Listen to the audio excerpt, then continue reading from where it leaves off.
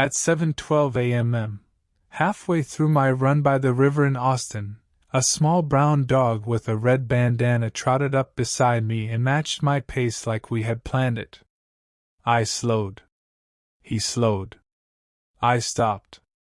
He sat. He looked up at me with bright eyes like, "Well? What's next?" I checked for an owner. No one running behind us, no voice calling a name. The tag on his collar was scratched. I could make out a phone number, but not the name. My phone battery showed 2%. I tried to dial anyway. The screen went black. The dog sneezed and wagged. Morning sun warmed the sidewalks. Bikers rolled past. A couple walked by with iced coffees and smiled like I was a new father. "Nice dog," the man said. "He isn't mine," I answered, but the dog leaned against my leg, which made my answer look weak. I tied my spare shoelace to his collar like a small leash. "Okay, buddy," I said. "Let's figure this out." He followed me toward a coffee shop on Cesar Chavez. The door chimed. Cold air hit my face. The barista noticed the dog and pointed to a water bowl by the door. "What's his name?" she asked. "I'm not sure yet," I said. The dog drank like he'd run a marathon. I bought a muffin and a charger. "You can use that outlet by the window," she said. I sat, plugged in, and waited for the battery icon to turn green. The dog rested on my shoes, warm and heavy. I could feel his steady breathing through my socks. A guy at the next table looked over his laptop screen. "That Pepper?" he asked. "Pepper?" I repeated. The guy shrugged. "There's a dog named Pepper who escapes a lot. Belongs to a woman from our building, I think." I opened my notes app and typed, "Red bandana, maybe Pepper, friendly, calm." My phone blinked to 3%. I called the scratched number. It rang, then sent me to voicemail. I left a slow message with my name, my number, and the coffee shop location. "We'll wait," I told the dog. He finished a long sigh, rolled on his back, and peered at me upside down. I scratched his chest. The barista brought a napkin for my muffin crumbs and smiled at the scene. Outside, the city warmed up. Skateboards clicked by. A jogger gave me a thumbs up. It felt funny and good, like I had been given a small, specific mission for a Saturday morning. I texted my neighbor, who knows every pet within 3 blocks. "Lost dog with red bandana," I wrote. "At the cafe by the river. Any ideas?" She replied with a photo of a very similar dog. "Looks like Pepper. Lives near the food truck park on Barton Springs." My phone hit 7% and held there. I checked the leash knot, stood, and thanked the barista. "Good luck," she said. The dog, Pepper maybe, trotted out beside me, tail up like a small flag. We crossed at the light. A school bus painted with flowers passed by, and someone inside waved. I waved back for both of us. On the corner, a street musician tuned a guitar and said, "Cute sidekick." I smiled. It was true. The dog made my morning feel different, lighter, like I had stepped into a neighborly story that had been waiting for me.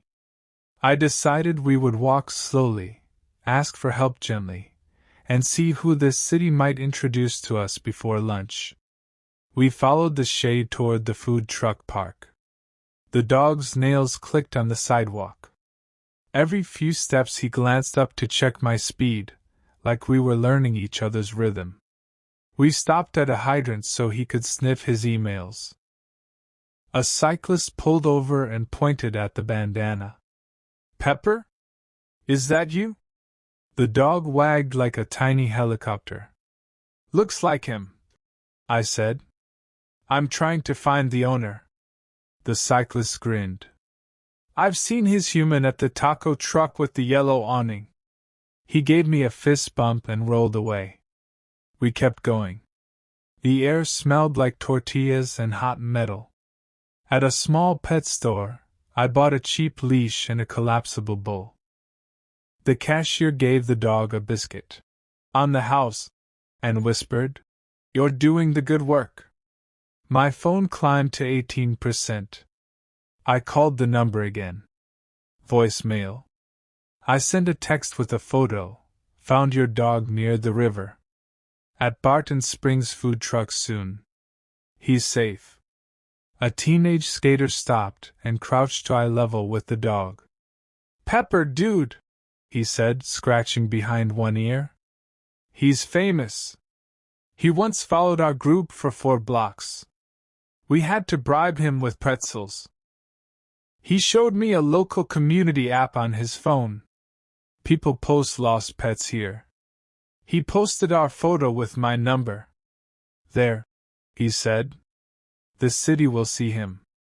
We moved in short stretches, walk, sniff, sip water, repeat. The heat was rising, but a light breeze came off the water and combed the trees. A crossing guard offered us shade by her umbrella and told me stories about dachshunds from the week before. I nodded and listened. The dog rested his head on my shoe again, like it was now officially his pillow in public places. On the curb, a woman juggling 2 iced coffees paused. "That's Pepper," she said.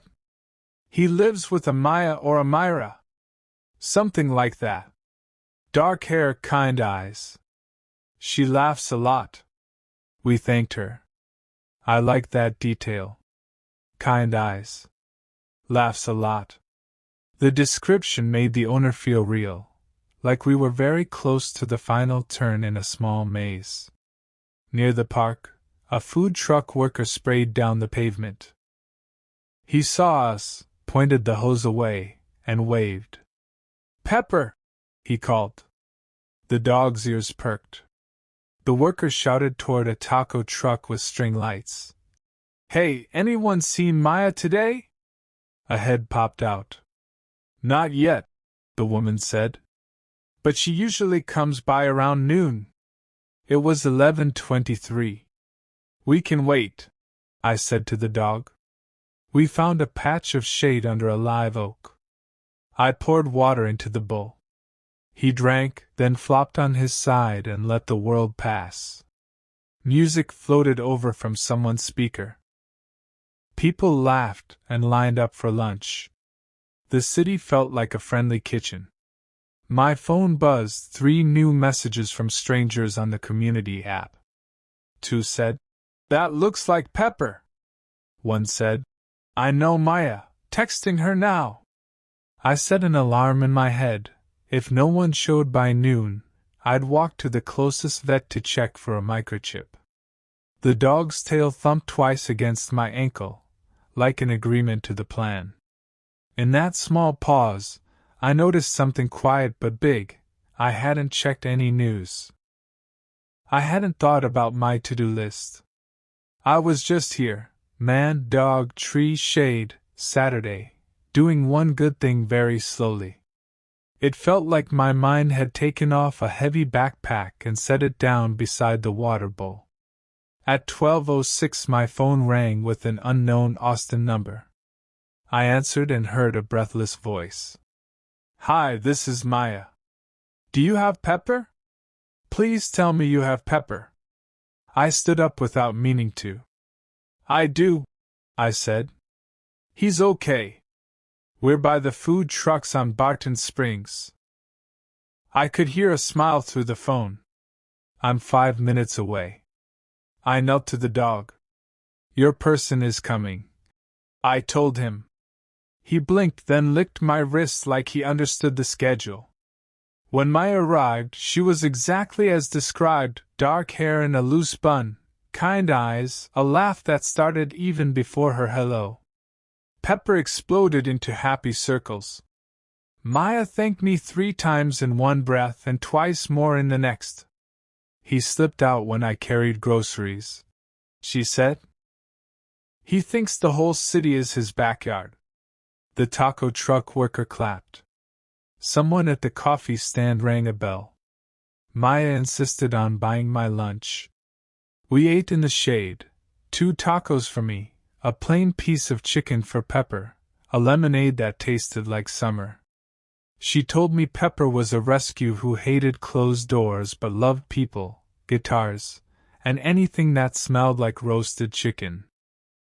I told her about our morning tour, the barista, the cyclist, the skater, the crossing guard, the app posts, the tree. She kept laughing and shaking her head. Austin really raised him today, she said. She took a photo of the 3 of us and sent it to the community app with a thank you note that read like a hug. People commented with hearts and tiny dog emojis. A man at the next table started strumming a gentle tune. Pepper lay between us, satisfied and heavy, like a warm loaf of bread.